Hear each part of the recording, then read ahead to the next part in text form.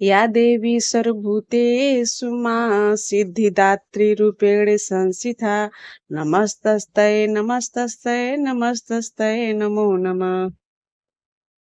इसका अर्थ है, हे माँ सर्वत्र विराजमान और माँ सिद्धि दात्री के रूप में प्रसिद्ध अम्बे, आपको मेरा बार बार प्रणाम है, या मैं आपको बारंबार प्रणाम करता हूँ। हे माँ मुझे अपनी कृपा का पात्र बनाओ। माँ दुर्गा जी की नौवीं शक्ति का नाम सिद्धिदात्री है। ये सभी प्रकार की सिद्धियों को देने वाली हैं। नवरात्रि में नवमी तिथि के दिन इनकी उपासना की जाती है। इस दिन शास्त्रीय विधि विधान और पूर्ण निष्ठा के साथ साधना करने वाले साधक को सभी सिद्धियों की प्राप्ति हो जाती है। सृष्टि में कुछ भी उसके लिए अगम्य नहीं रह जाता है। ब्रह्मांड पर पूर्ण विजय प्राप्त करने की सामर्थ्य उसमें आ जाती है। मार्कंडेय पुराण के अनुसार अणिमा महिमा गरिमा लघिमा प्राप्त प्राकम्य ईशित्व और वशित्व, ये 8 सिद्धियां होती हैं। ब्रह्मा वैवर्त पुराण के श्री कृष्ण जन्म खंड में यह संख्या 18 बताई गई है। इनके नाम इस प्रकार हैं: अणिमा, लघिमा, प्राप्ति, प्राकाम्य, महिमा, ईशित्व, वासित्व, सर्वकामा व सायिता, सर्वज्ञत्व, दूरश्रवण, परकाय प्रवेशन, वाक्य सिद्धि, कल्पवृक्षत्व, सृष्ट संहार कर, रत सामर्थ्य, अमरत्व, सर्वन्याय कत्व, भावना सिद्धि।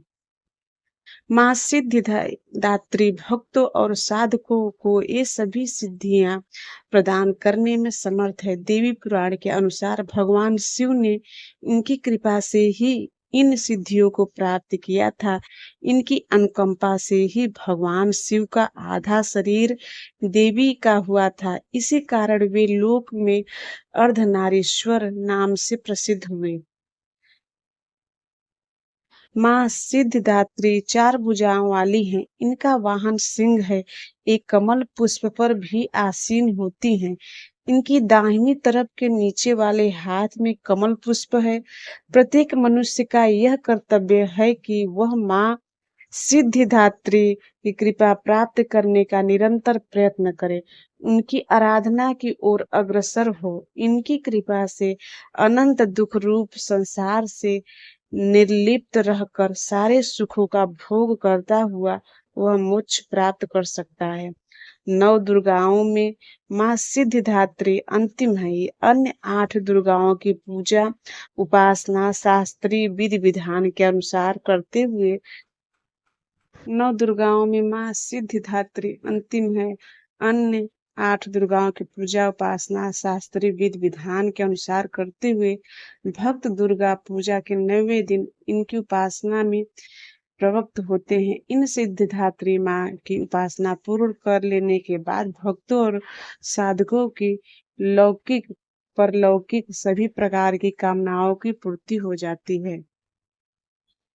सिद्धिदात्री माँ के कृपा पात्र भक्त के भीतर कोई ऐसी कामना शेष बचती ही नहीं है जिसे यह पूर्ण करना चाहे। यह सभी सांसारिक इच्छाओं आवश्यकताओं और स्पृहाओं के ऊपर उठकर मानसिक रूप से माँ भगवती के दिव्य लोकों में विचरण करता हुआ उनकी कृपा रस पीयूष का निरंतर पान करता हुआ विषय भोग शून्य हो जाता है।